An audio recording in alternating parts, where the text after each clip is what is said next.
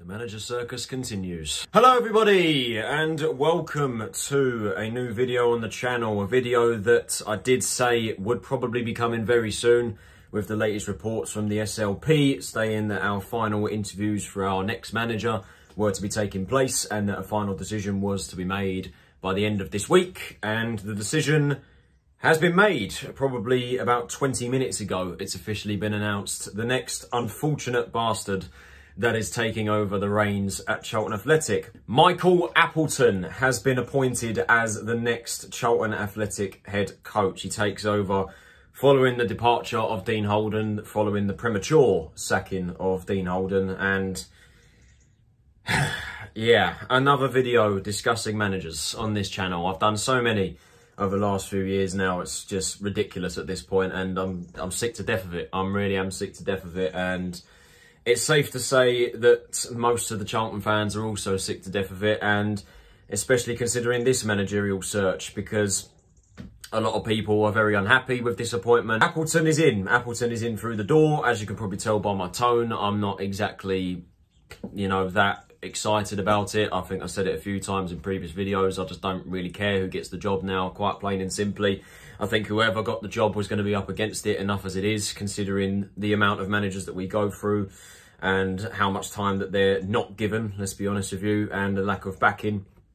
You know, it's just whoever come in now would just be up against it already, and they're even more up against it considering the fans' reaction and the fans already slating this appointment, where really all we can do is just get behind them and give him our full support. So let's get into the club statement. I haven't actually read it. This is the first time me reading it. Charlton Athletic are delighted to confirm the appointment of Michael Appleton as head coach of the men's first team. Appleton, who has taken control of 420 games across each of English football's top 4 divisions during a successful coaching career to date, has signed a 2-year contract with the club. Charlton's technical director, Andy Scott, led the recruitment process, supported by managing director James Rodwell and Simon Lenigan, sporting director of the club's owners, Global Football Partners. Scott commented, "The appointment of Michael comes following an in-depth recruitment process. We had a clear idea of the type of person we wanted, the way they work and how they manage. When speaking to the various candidates that we met, Michael demonstrated very clearly that he would have the ability to take the current group and mould them into a successful team. He has worked at the very top level, so he understands what high standards are required to win. He is a leader on the grass as well as in the dressing room,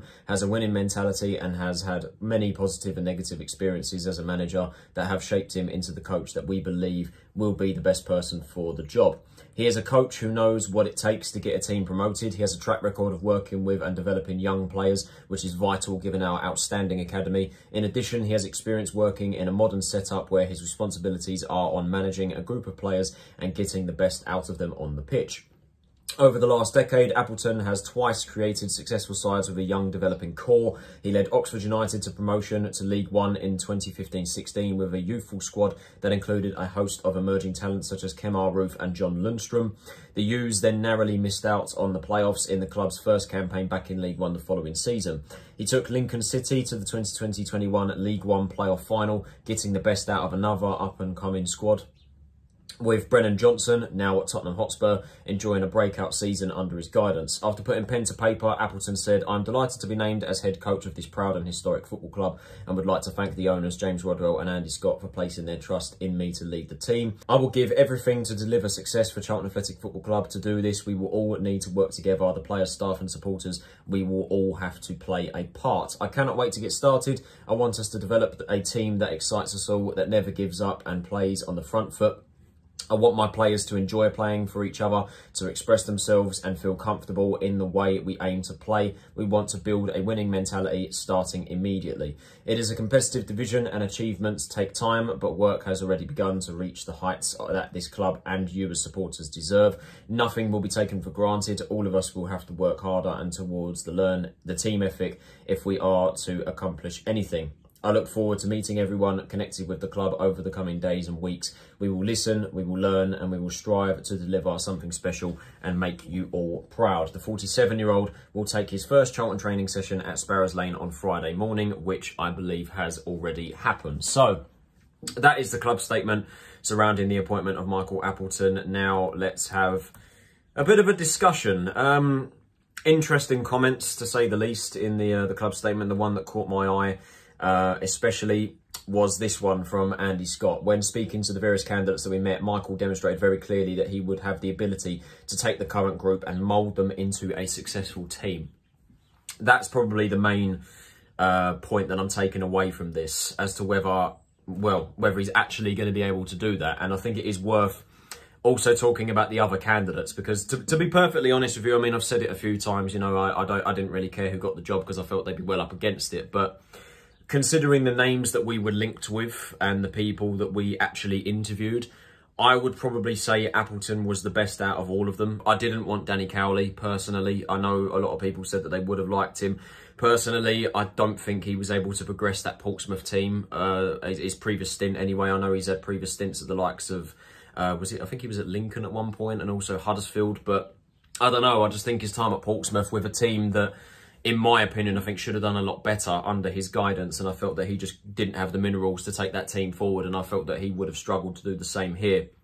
And then obviously the other candidates, most of them were in jobs already. And I would have found it very unlikely. And that's disappointment of Appleton has seemingly proved this point, in that we weren't going to be willing to pay compensation to take people out of the job. That being said, some of the people that were in jobs already that we were looking at, I felt would actually have been all right appointments as well. You know, John Brady from Northampton Town, I think, has done a good job there the last few years. He's progressed that club back into League One. Mark Bonner has done a fantastic job at Cambridge, a young and up-and-coming manager, but I would have thought that, judging by Cambridge's starts of the season, that would have been unlikely.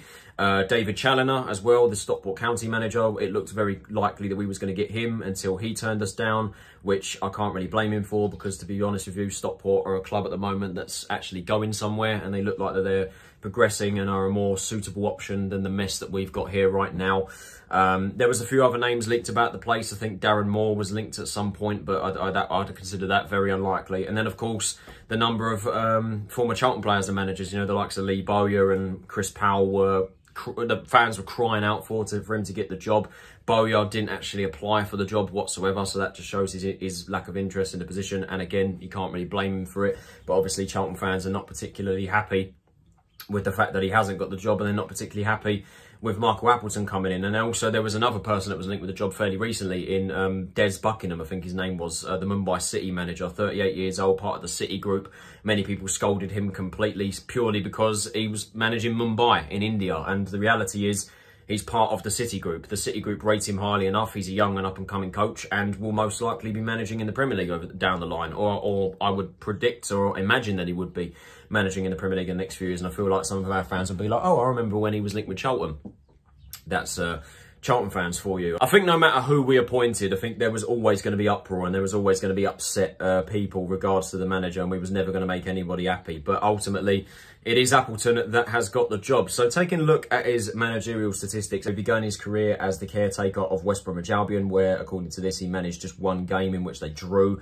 He's also had spells at Portsmouth, Blackpool, Blackburn Rovers, Oxford United, where, of course, he won the promotion to League One from League Two in their second season, I want to say. Yeah, it was. His second season in charge at Oxford, he got them promoted. It was a very youthful side, as the article did allude to. His overall record at the team there, 173 games, 78 wins, 46 draws and 49 losses. So a win percentage of 45.1, which is not terrible. It's not awful. And then he obviously had spells, as I'm reading here, he had a spell as Leicester City's caretaker. Then he had quite an extended period out of the game before he came back and took the reins at Lincoln City, where, of course, he did pretty well. They were a team that progressed up the table quite nicely following promotion from League Two. Of course, they did make the playoff final in 2020-21, which I'm sure I've mentioned in the on this channel several times. But he did guide a very youthful team to that playoff campaign, and I do remember some of the players they had in that team. You know, Brennan Johnson, as the article mentioned. Morgan Rogers was another player that was exceptional that year as well, and they had a very young team which performed brilliantly. Tyler Eden was, of course, part of that squad, who is obviously at Charlton now, so there's obviously that connection. There's another positive for the fact he knows some of the players in the squad already. Looking at his record at Lincoln City, 143 games managed, 55 wins, 33 draws and 55 defeats, an average win percentage of 38.5. The way that his time at Lincoln ended was obviously very disappointing. As we know, the following season it was a pretty disastrous campaign for Lincoln, we have to say, finishing right at the bottom of the table. I think they were 18th or 17th, or they just stayed up. They were, you know, down the bottom end of the table for most of the season that year, and they had a really, really dismal year, and that, of course, led to his departure. And then, rather interestingly, he ended up getting a promotion, ended up going to the Championship and taking the Blackpool job. But, of course, as we all know, his time in the Championship didn't exactly go to plan, as he was dismissed in January. And, of course, Blackpool did end up going down. It was a very dismal season, to say the least. Appleton's record during that time: 29 games managed, 7 wins, 9 draws, and 13 defeats. 24.1% win ratio. So, yeah, not the best of times at Blackpool. And I think that that is mainly what's got most Charlton fans concerned about his appointment, considering his last managerial stints. You know, the way his time at Lincoln ended and the way his time at Blackpool went, where the entirety of it really was very disappointing. That's why most people are a bit upset with this appointment. But ultimately, I mean, I've said it already. I think out of all the candidates that we did interview, and considering that, let's face it, we weren't going to pay a compensation to take someone out of their current job, I think he was the best candidate for us to appoint. And many people say, oh, it's such an average and underwhelming appointment. I've said it on social media just now. Appleton is up against it enough as it is. Like I said, he's coming into a club that doesn't often give managers time. They don't often give managers the correct backing. They don't give him the correct tools. And to be perfectly honest with you, knowing our club's record, Appleton will be gone come the end of this season. And it wouldn't surprise me, to be honest with you. He signed, obviously, a 2-year contract. It would not surprise me in the slightest if he was to be dismissed come the end of the season. But that's the thing. He is already up against it. He's already up against it. We don't know for sure what system he's going to install here. We don't know how he's going to do here. And there's no point in slating him before he's even managed. I mean, he's literally just taken training today. He's getting to know the players. He obviously knows some of them already. Like I said, Eden from his time at Lincoln. I was going to say that he knows Charlie Kirk from his time at Blackpool, but I've actually just realised Kirk went on loan to Blackpool the season before, where Appleton wasn't there. He wasn't the manager at that point. He seems to predominantly play a 4-2-3-1 or a 4-3-3, which is, I think, is very interesting, considering the players that we have at our disposal. We've ultimately got 5 strikers, so it's going to be interesting to see how he's going to install all of them. If he does want to play one up front, how he's going to integrate those players into his team. And ultimately, I am interested to see what he wants to do, you know, with this group of players, because ultimately he has inherited a team that's not his. He's not inherited his side, so he needs to get to know these players. He needs to get them into a team and install his own system, and he needs to be given the time to do that. You know, we can't be premature with this decision again. We need to give him the backing. And ultimately, like I said on social media, us fans, all we can do is give him that full support and backing, because there's no point slating him before he's even, you know, managed a game. And ultimately, I just hope he's given that time, because for once, I just want stability when it comes to the manager and when it comes to this club, because for so long and for far too long, we've been sacking managers constantly, cutting and changing. And ultimately, the problem, in my opinion, I've said it a few times, is way bigger than the manager. It's far, far bigger than that. So yeah, Appleton, like I said, I didn't really care who's got the job, but Appleton's here now, so he has my full backing. He has my full backing, he has my full support. I'm going to get behind him, but like I said, I just hope that he is given the time, and he is given that time to install his system, to get to know the players properly. He likes younger players, which is obviously fantastic, because we have, as the article says, and as it's been proven, we have very good young players. Obviously, we have a lot of young players currently in the squad, the likes of Miles Lieburn, Nathan Asimwe, Karoy Anderson. I guess you could throw Ashley Maynard-Brewer in that equation, Lucas Ness, Deji Alaraway, and even, you know, our latest signing of James Abankwah. He could possibly be good for him as well. This is Charlton. Like I said, I wouldn't be surprised if he's dismissed come the end of the season, or even long before that. But welcome to the circus, Michael. That's all I can say. Welcome aboard, mate. You have no idea what you're getting yourself into, but like I said, you have my full backing, and hopefully you can get these boys playing. So that is it for this video, guys. That is it for another managerial video on this channel. I hope you guys did enjoy this video. If you did, can you possibly leave a like, subscribe if you are new to the channel, and turn on those post notifications so you're notified of every time I upload a new video. Welcome to Charlton Athletic, Michael Appleton. We hope you can settle in well here, and like I said, I hope you are given the time, and I hope you can get the best out of the boys. What do you guys think about Appleton's appointment? Let me know in the comments below. This has been Tyler Oninson. Have a nice day, and I will see you all in the next video. Take it easy, stay safe, and I'll see you all then. Best of luck, Michael, because you're going to need it. Take it easy, guys.